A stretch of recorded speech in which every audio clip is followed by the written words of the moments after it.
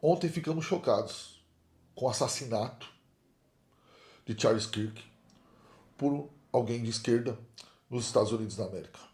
Mais um atentado de forma muito parecida. Só que Kirk era um ativista e um bom cristão e pai de família. Ele ia nas faculdades e nos locais debater sobre a fé, sobre o pensamento e tratava bondosamente e amorosamente aqueles que pensavam diferente dele. E por pensar diferente, por defender sua fé, ele foi morto.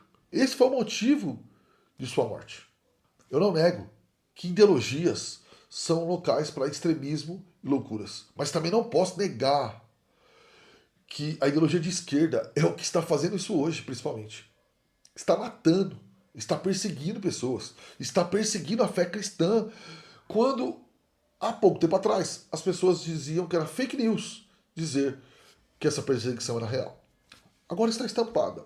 No ano de 2006, eu lembro que eu falei com um político de uma maneira mais. Fiz perguntas de uma maneira muito contundente, talvez hoje eu faria diferente, e eu quase fui agredido pelos seus seguranças e pelo movimento MST que estava ali do lado de fora. Fui defendido por um amigo. Depois, numa tentativa de um político também de esquerda fazer política na igreja e eu me opor, tanto ele quanto outras pessoas próximas dele passaram a me perseguir. Lógico, uma perseguição muito nada a ver com isso, mas tentar descobrir sobre minha vida e tentar me trazer problemas ali aonde eu estava. Isso é ruim, mas nós chegamos agora ao fundo do poço, aonde a pessoa é morta e o problema dela, o extremismo dela era ser cristã, era falar a verdade. Por isso que Charles Kirk está sendo chamado de extrema-direita. Por quê? Porque ele era um cristão. Qualquer cristão genuíno que acredite na Bíblia, na ressurreição de Cristo, na esperança cristã futura e do abandono do pecado, do arrependimento, é um extremista hoje para a mídia e para o governo. Quando a Globo chama Kirk de extremista de direita, ela está normalizando isso. Ela está querendo justificar por ele ser alguém de direita, ele poderia ter sido assassinado. Essa é uma realidade que nós precisamos falar. E eu vou além. Quando homens como Ed René dizem que se você acredita na condenação que a Bíblia diz, que aquele que não crer vai ser condenado, você é cruel ou vai se tornar alguém cruel. Ele está dizendo que todo aquele que acredita nas Escrituras e no Cristo e nos apóstolos e não no Ed René são cruéis. O povo do amor ofendendo todas as outras pessoas.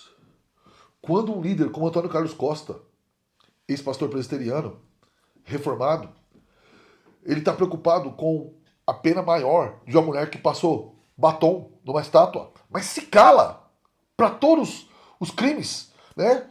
A morte de Uribe, a tentativa contra o Trump, contra o Bolsonaro, contra um líder japonês, Kirk, não há nada, não há nada, porque extremismo é quebrar as coisas lá em Brasília só, porque extremismo é passar um batom aí numa estátua. Isso, 17 anos de cadeia e muitos vídeos. Muitos vídeos. Mas pro assassinato frio de um irmão da fé, como Charles Kirk, pro assassinato, por um ato covarde. Agora, um ato covarde de alguém de esquerda, atirando num cristão, pai de família, ao vivo. Não há nada. Na realidade, de certa forma, se calam quando o outro lado está a sofrer. Quando um irmão cristão sofre, é morto e suas filhas ficam sem pai, silêncio absoluto. É só você entrar na rede do X, você vai ver um monte de jovens de esquerda dizendo que agora tem que fazer isso com o Nicolas, tem que fazer isso com não sei quem, nós temos que radicalizar aqui no Brasil. Sim, a ideologia de esquerda está matando sem parar. Só você olhar os últimos anos. Pega só de 2017, 16 para cá, pra você ver quantos assassinatos, quantas mortes. Nós vimos o que está acontecendo no Nepal, uma população que, porque um governo vai lá, matou 19 pessoas por causa de um protesto, eles radicalizaram. E nós vemos, olhando para Kirk, qual que o nosso coração fica? Nosso coração fica amargurado. E também pensamos em radicalizar. Mas lembre-se, essa não é a mensagem do nosso Senhor. Nós não devemos seguir o mesmo caminho que a ideologia de esquerda segue agora. Nós não vencemos o mal com o mal. Nós vencemos o mal com o bem. Sim, devemos nos defender. legítima defesa, devemos nos proteger, devemos perceber pessoas que apoiam esse tipo de coisa ou acham normal porque o cara é de extrema direita e nos afastarmos dessa pessoa e principalmente, meus irmãos, devemos nos unir. Esses dias eu fui exortado, olha, acho que nós devemos nos unir e ter problema menos com pessoas que pensam mais próximos para que possamos nos defender. E provavelmente ele estava certo. Agora é notório. Nós precisamos nos unir. As postagens dos pastores pentecostais, como Eliseu Rodrigues e os outros, eu me uno com vocês. Ou nós nos unimos, irmãos, e nos protegemos, ou seremos silenciados na bala, com apoio da mídia irrestrito. Sim, meus irmãos, oremos pela família de Charles Kirk, pelas suas filhas, pela sua esposa. Ele, nesse momento, está com o Senhor. Ele está num lugar melhor, onde todos nós cristãos estaremos juntos um dia.